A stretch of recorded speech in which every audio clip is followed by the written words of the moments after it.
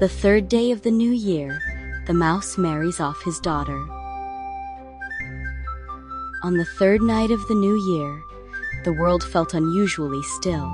A thin crescent hung above the roof like a drawn blade, spilling pale silver over the frozen roadside. Winter wind brushed the treetops in the yard, lifting a faint, brittle rustle. That night, every household in the village dimmed its lamps early. Even those who spoke did so in hushed whispers, as if afraid to stir something unseen. For all the adults knew one thing: this was the night of the rat's wedding. During the new year, children were always the happiest, snacking on sweets, playing with firecrackers, and staying awake all through New Year's Eve, something the adults called keeping the year watch.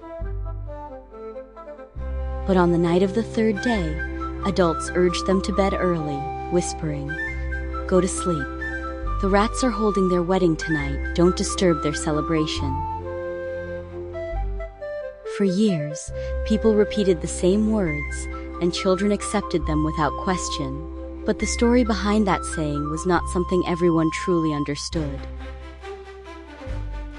It was a strange, warm, and amusing chain of events so full of twists that, if you knew what the rat's wedding had gone through, you would probably close your eyes quietly too, afraid to disturb them. In a small, shadowy corner, beneath the roof tiles, there was an unremarkable little hole. Inside, it lived a pair of mice, a hard-working, diligent couple with careful attention to everything they did. The one they loved the most was their only daughter. Their daughter was recognized as a beauty among all the mice. Her eyes were black and bright, like stars in the night. Her fur was clean and smooth, and her movements always showed agility and composure. Even mice from other families could not help but say, "She is truly a fine young lady." As they watched their daughter grow up, her parents felt both proud and a little reluctant. Now that she had reached the age for marriage, how could they not worry? The father thought, "We mice are ranked first among the 12 zodiac animals, and that honor is no small matter. If our daughter marries, she must marry the greatest and strongest being in the world, so she is worthy of her status and brings glory to our mouse clan." Mouse Mother agreed with him. The couple climbed up and down and ran around trying to think, but they still could not find a satisfying answer. One night, Mouse Father lay on a pile of grass, thinking over and over, unable to fall asleep. He thought, "The sun shines brilliantly and warms the world. Should we invite the sun to be our son-in-law?" The more he thought about it, the more certain he felt. Just then, dawn broke, and the first golden light slipped through the window, warming his face. Energized, he woke Mouse Mother at once and said, "Yes, it's decided. The sun is the greatest. We must go find him." No one seemed more suitable for their daughter than the radiant, powerful sun. The mouse couple set off in a hurry, running along haystacks over small slopes and through damp rice fields, heading straight toward the eastern hills. The road carried fresh air, mixed with the smell of grass. Morning birds chirped nonstop, and layers of sunrise clouds spread across the distant sign. All of this scenery thrilled Mouse Father. "The sun must be the best," he exclaimed. They climbed to the top of the hill and squinted their eyes as they looked up at the shining sun. Mouse Father shouted loudly, "Great sun, please marry our daughter. She is beautiful and clever, and if she could marry you, she would surely be the happiest." The sun smiled warmly and replied in a gentle voice, "You are both too kind, but I am not as powerful as you think.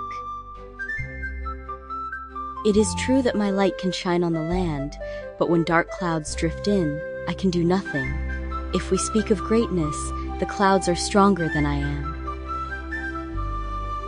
Mouse Father and Mother were stunned. They had not expected the sun to be so honest and humble. Behind its brightness, the sun also had moments of powerlessness. Mouse Mother could not help saying, "What an honest and kind sun."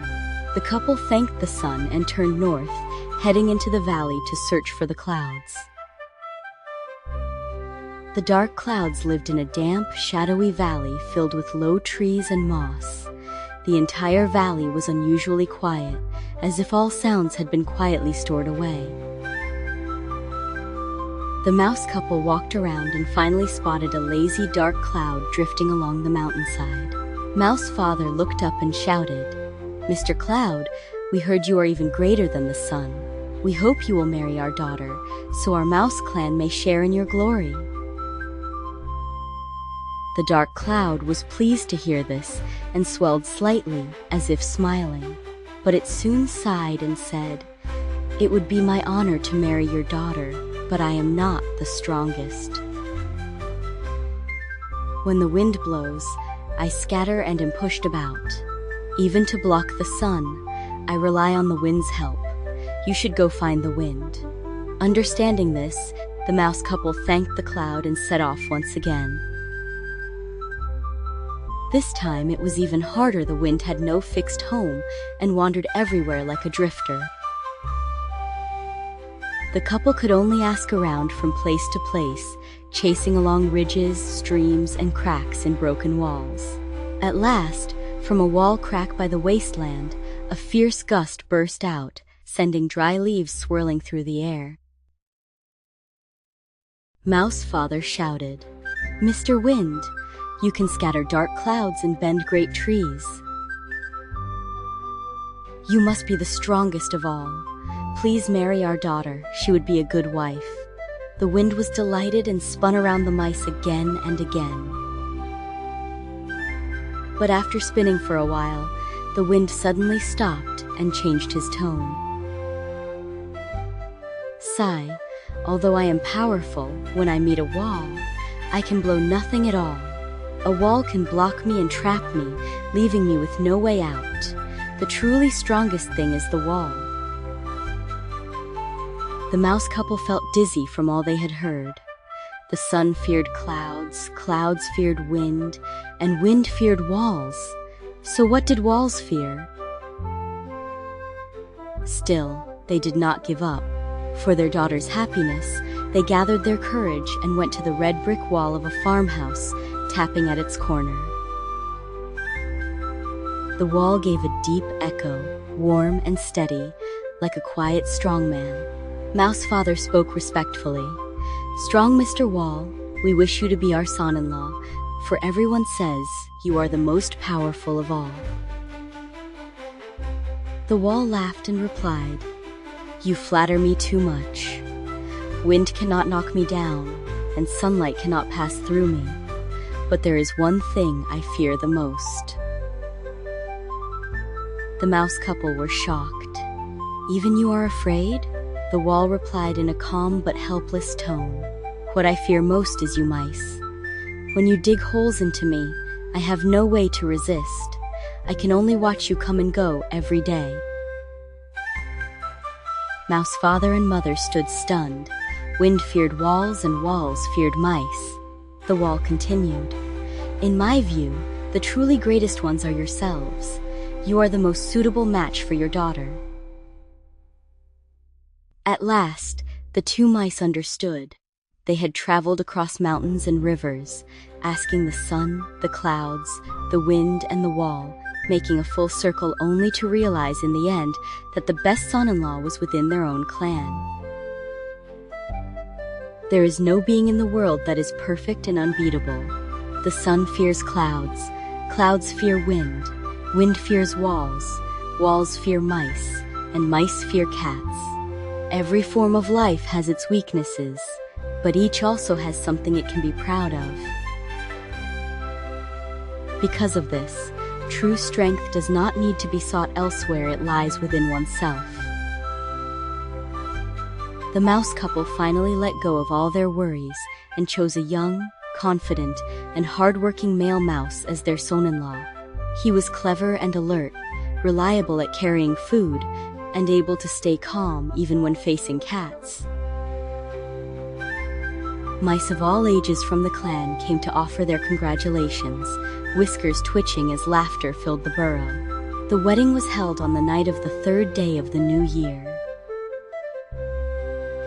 For humans, it was the quietest night. Every household turned off its lights early, leaving the darkness to the mice so as not to disturb their celebration. That night, if you pressed your ear to the pillow, you might hear distant tapping, tap, tap, tap, like a small drum starting slowly. You might also hear straw being pressed, quick tiny footsteps, and scattered crackling sounds like firecrackers. It was Mouse Father busy carrying the bridal sedan and moving the dowry. If you were especially lucky and especially quiet, you might even hear tiny bowing sounds and the faint clink of cups as the bride and groom shared their ceremonial drink. That is why the night of the third day is so silent in the village.